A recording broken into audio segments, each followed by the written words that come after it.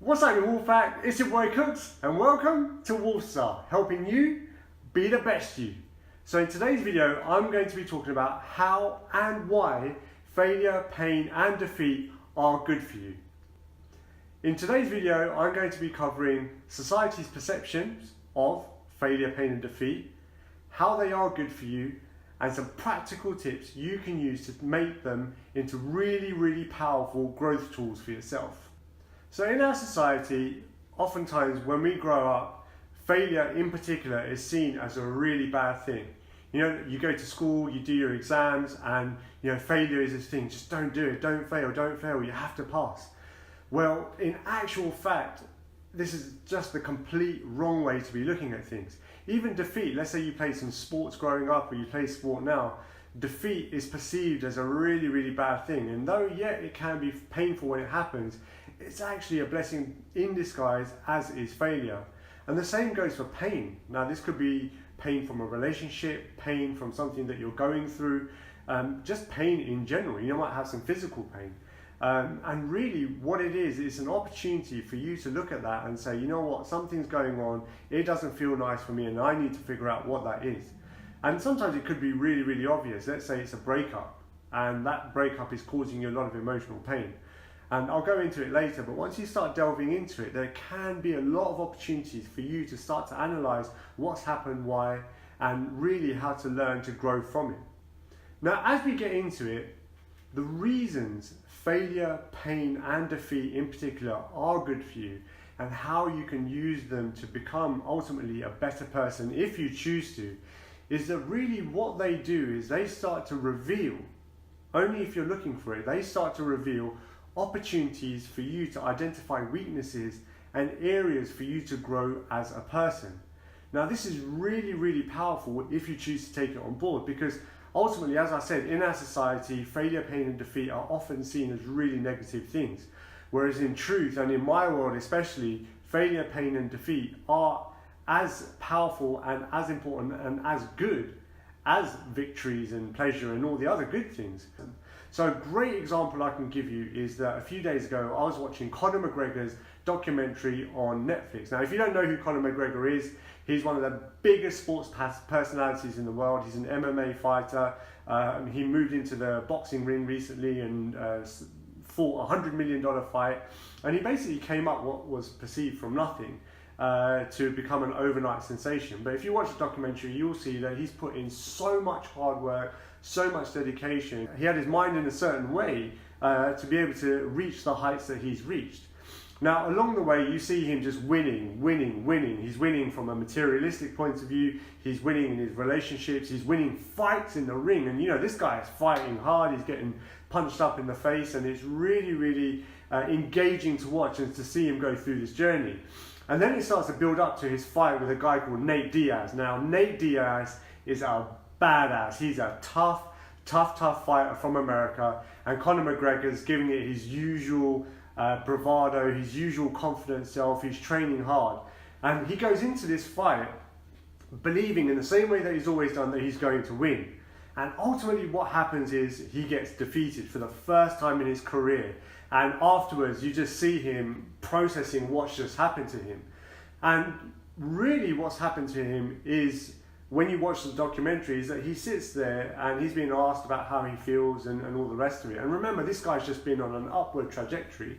And he turns around and he says, you know what, I'm basking in my own defeat. And essentially what he's saying is that he's owned the defeat.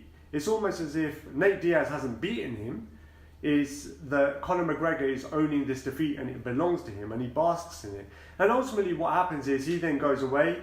He takes lessons that he's learned from this particular fight and he starts to address them in his own arsenal of skills. And ultimately, he goes back, they have a second fight, it's even bigger than the first fight, and he goes on to win, though somewhat controversially because it was a points decision, but that's irrelevant. The fact is that he got defeated in the most public and most powerful and painful way.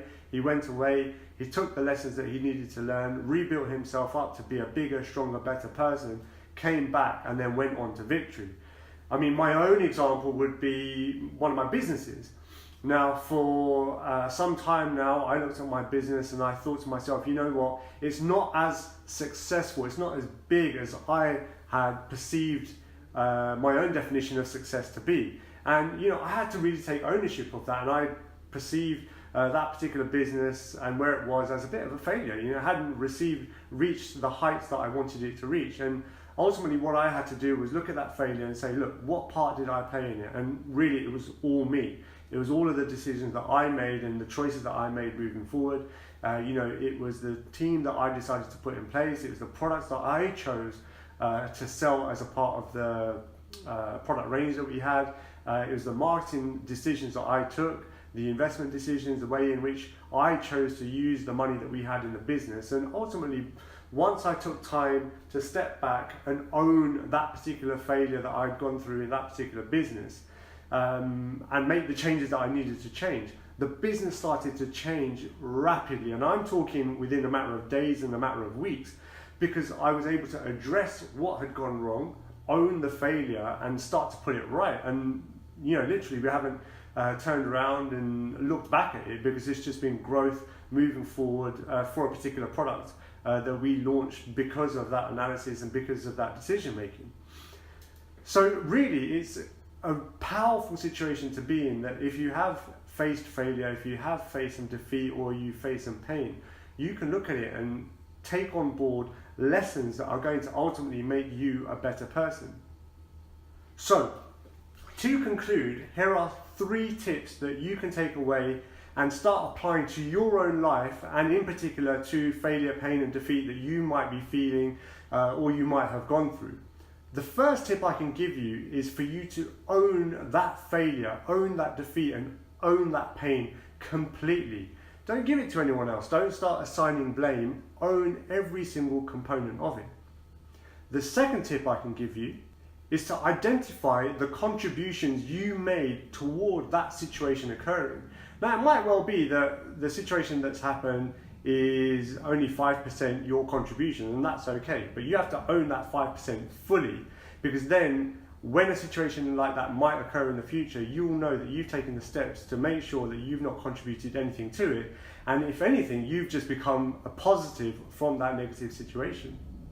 And the third tip I can give you is to learn, adapt, and grow from all of the analysis and the learning that you're doing to make yourself a better, happier, and more fulfilled person. I hope you've enjoyed this video, and I hope you enjoyed the content that I put out. I'd really appreciate for you to take the time to like, comment, share, and subscribe to my channel to be notified when new videos come out. Until next time, be the good wolf.